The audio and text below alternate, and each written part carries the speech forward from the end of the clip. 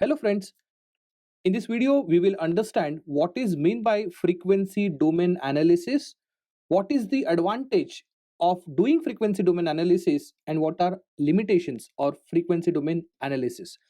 Let us begin. Let us consider one LTI system.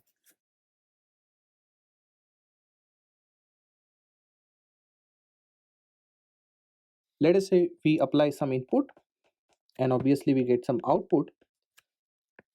This LTI system in control system is nothing but a plant. So we know that if input changes, output is going to change.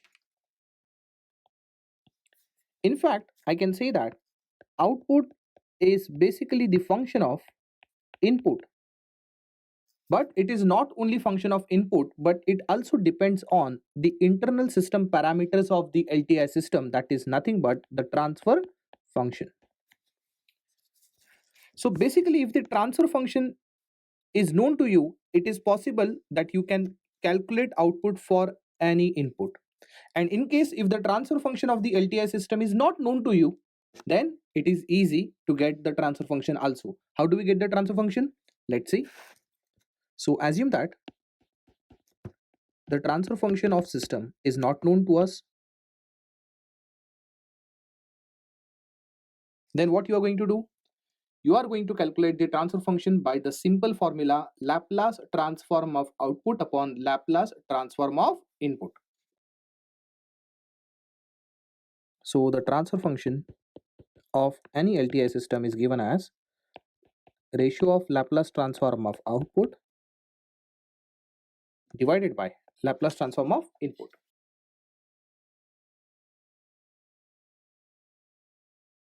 But let me tell you, calculating transfer function with this formula looks okay, or let me tell you, it looks simple only on paper.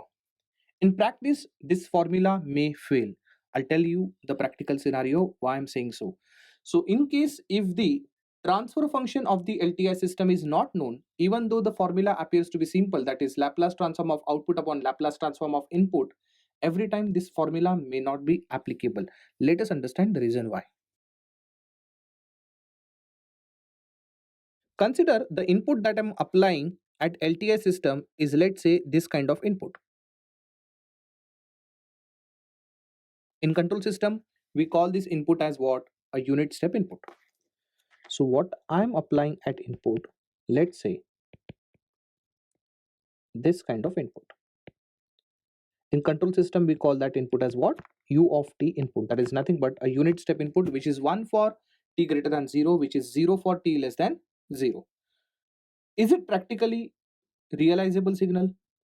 Of course, it is practically realizable signal. In electrical network, such signal is called as a DC signal. So consider it is like a DC signal activated at t equal to 0. So at t equal to 0, it is becoming 1 volt and then it remains 1 volt forever. So even it can be considered as a DC signal. So obviously, because I'm talking about on practical grounds, yes, it is possible to realize this u of t signal. So when I'm saying that my input is u of t, then it is also possible to get the Laplace transform of input, which is nothing but 1 by s. But why I'm getting Laplace transform of input? Very simple, because at the end what I really want to know is the transfer function of the system. The transfer function of the system requires both, that is Laplace transform of input and Laplace transform of output. That is Laplace transform of output upon Laplace transform of input. So you require both, out of which one quantity is now known to you, that is Laplace transform of input. The question is now to get the Laplace transform of output. But for that purpose, what you need to do, you have to actually apply this input to the LTI system and you have to observe the output also. So let me draw that system again.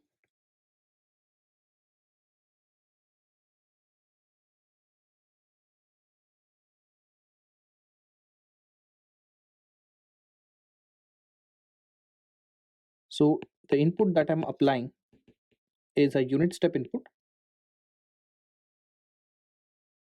for which I know the transfer function. And let's say to observe the output, we are making use of CRO. So let us assume the CRO is connected over here. So on the display, let's see, you are getting this kind of output, because the real time output can look like anything. So let us assume this kind of output I'm getting. Now the question is, if this kind of output I'm getting at the output of the practical LTI system, then how to take the Laplace transform of such signal? Is it really possible to get the Laplace transform of this signal? Practically, no, it is not possible, because for that we don't have really a formula to express such signal. So to express such signal, since we don't have any mathematical expression, we cannot take a Laplace transform of the same. Obviously, by using some approximation methods, you can still calculate Laplace transform of such output, but then it will not give you the exact transfer function. So if you want an exact transfer function of this LTI system, it is not possible. It is not possible. And there the role of frequency domain analysis comes in picture. So now we are going to hit the our topic, that is nothing but a frequency domain analysis.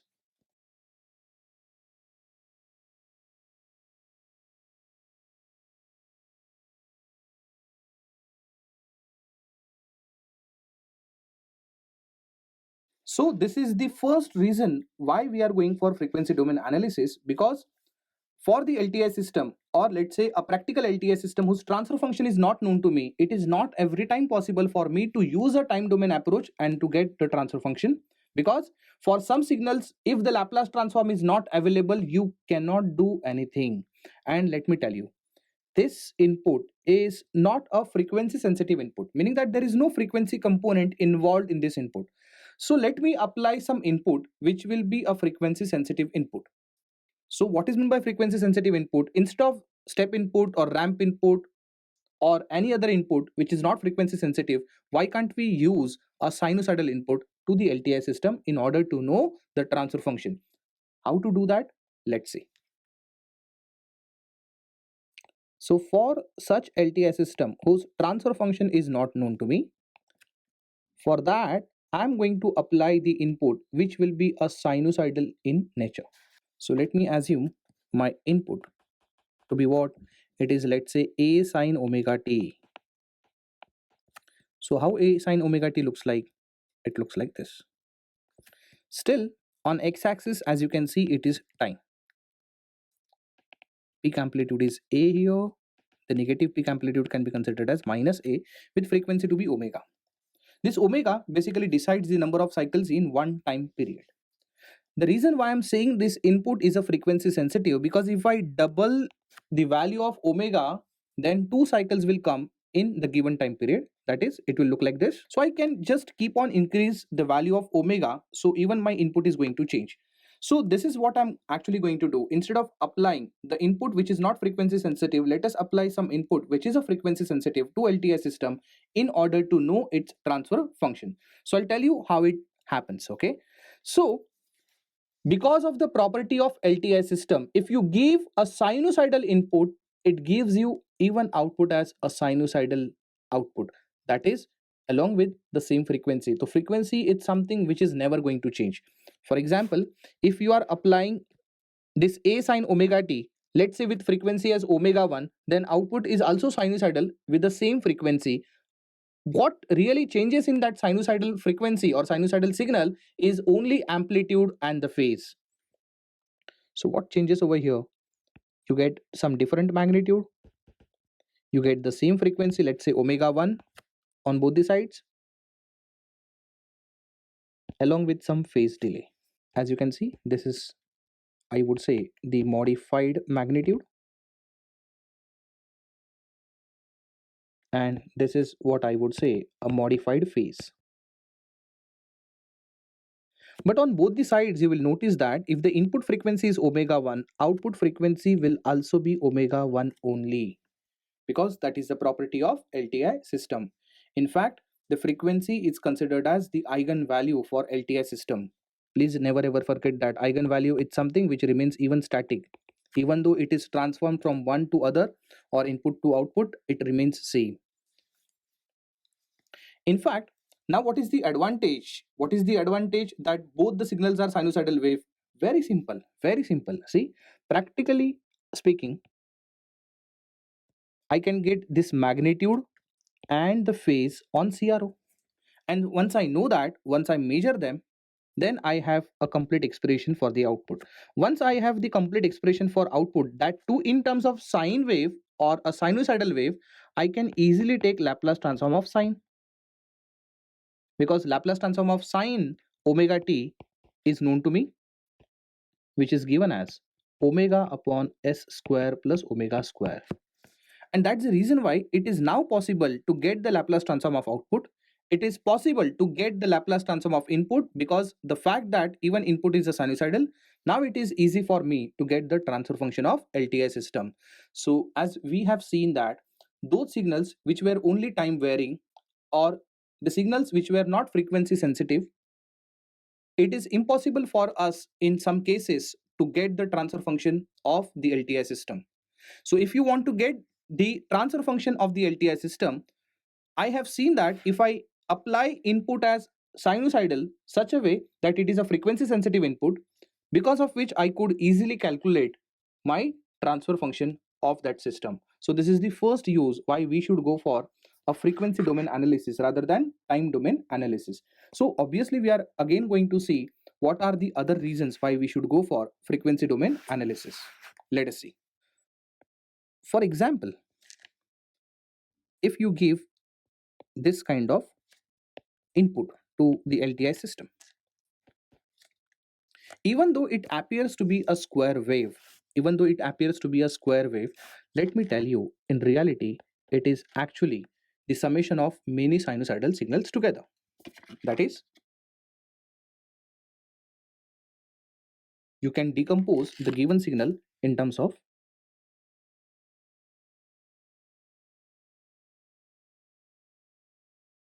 so as you can see, the non-sinusoidal wave can be considered as summation of many sinusoids, summation of many sinusoids by a tool called as Fourier series. So we know that Fourier series can decompose such signal into many sinusoids. So basically, even though you are applying this rectangular wave or square wave, basically what you are indirectly applying is this kind of wave, that is nothing but summation of all sinusoids together, out of which the one which I have drawn with the black color, it is having the same frequency omega, it is having the same frequency, which is nothing but input frequency omega, and that is considered to be a fundamental frequency. So please remember, this omega is considered to be a fundamental frequency.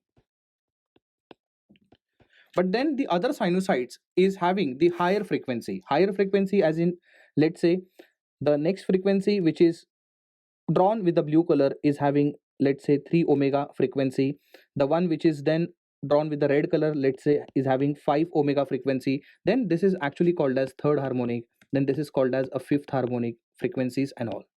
So basically, when I'm applying a non-sinusoid input to a system, indirectly I'm applying many sinusoids of various frequencies, and it is proved by Fourier series, right? So let me tell you, every system has got its own capacity to respond to the frequency. That is,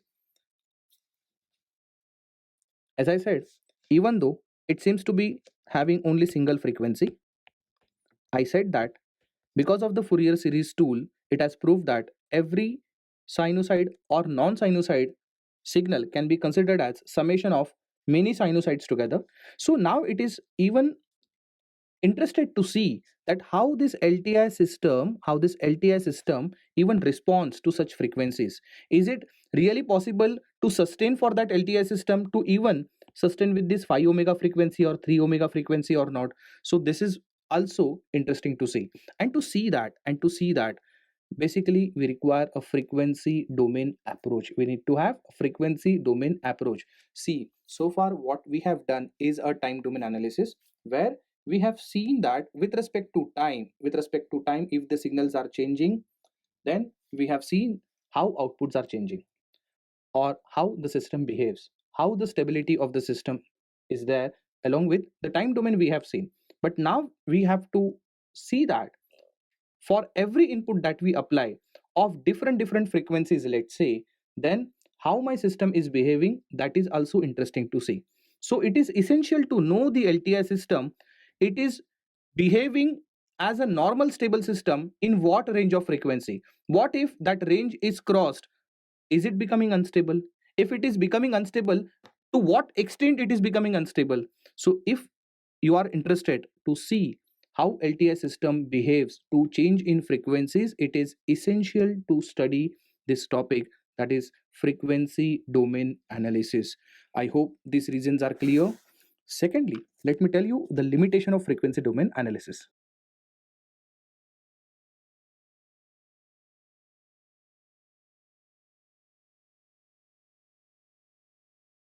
So what is the limitation of frequency domain analysis? Let me tell you, obviously it is a very useful tool to go for frequency domain analysis, but sometimes this analysis may fail. Where? For that system where the system is having a very large time constant. A systems with the large time constant are not applicable for frequency domain analysis. I'll tell you reason why. Because if you have such inputs which are changing very rapidly with respect to time. So tell me, frequencies which are changing very rapidly with respect to time, it means they are having the high frequency. They are having the high frequency. Such high frequency signal, if you apply to a particular system, such systems, let's say, have a very large time constant.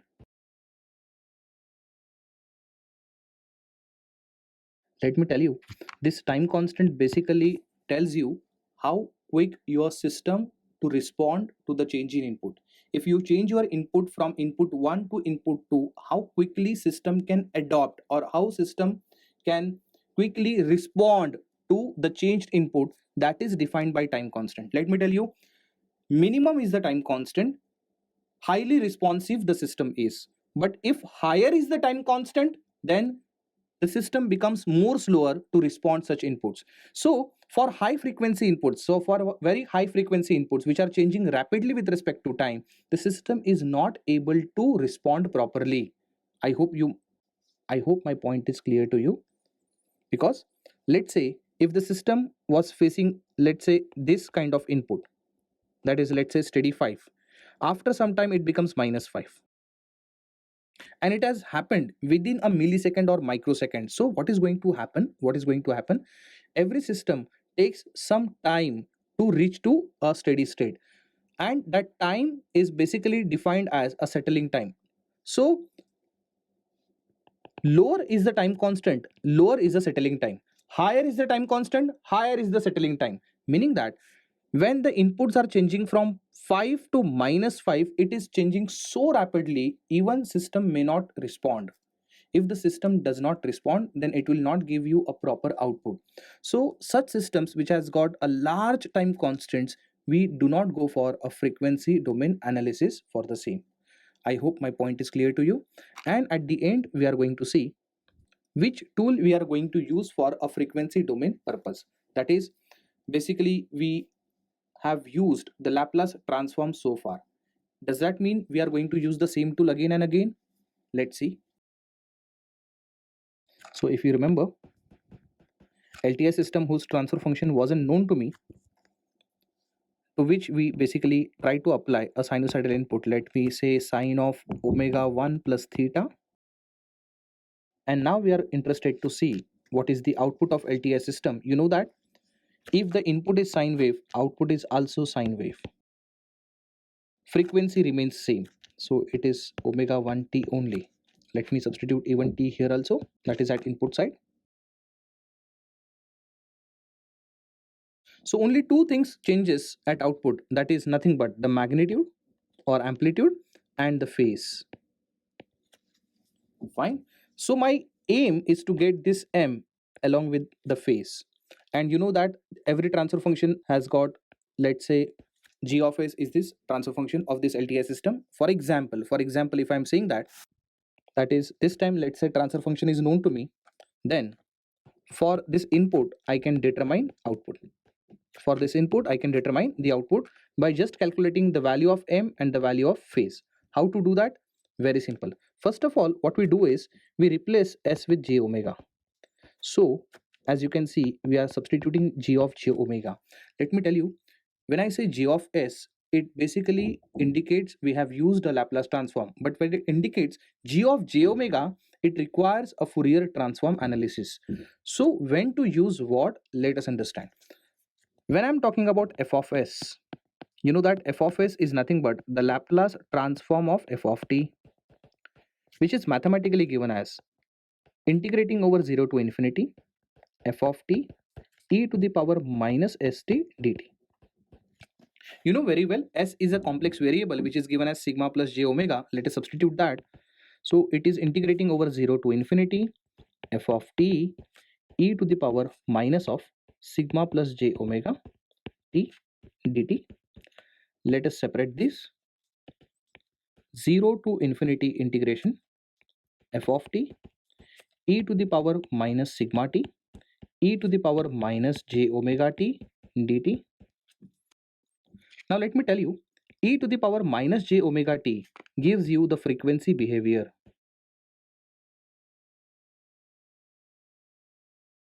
and e to the power minus sigma t basically gives you the system's transient behavior. So this gives you transient behavior.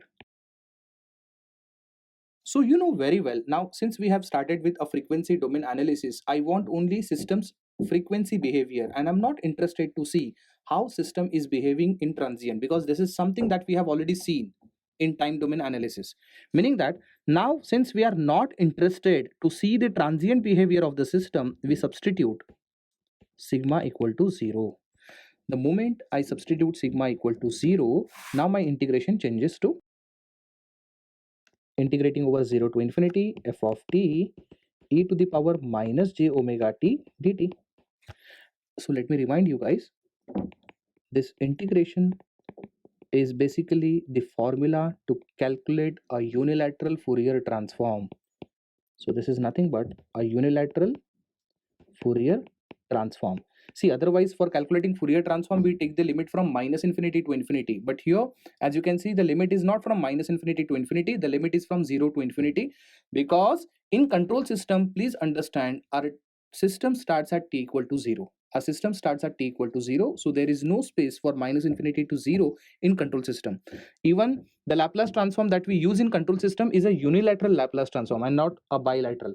That's the reason why even the respective Fourier transform, which is actually derived from Laplace transform by substituting sigma value equal to 0, the resultant Fourier transform is called as a unilateral Fourier transform, which has the limit from 0 to infinity. I hope you understand my point. So if I'm saying it is a unilateral Fourier transform, then f of s is now converted to what? F of j omega. Okay, so whenever you are just interested to see the frequency behavior of system, then go for Fourier transform. If you are interested to see the frequency behavior along with the transient behavior of the system, then you must go for Laplace transform. So whenever you are doing a frequency domain analysis and purely frequency domain analysis, we never ever go for Laplace transform, we go for Fourier transform. I'm sure now you got the motivation why do we go for a frequency domain analysis. Obviously, from the next lecture onwards, we are going to get into detail of everything. Thank you.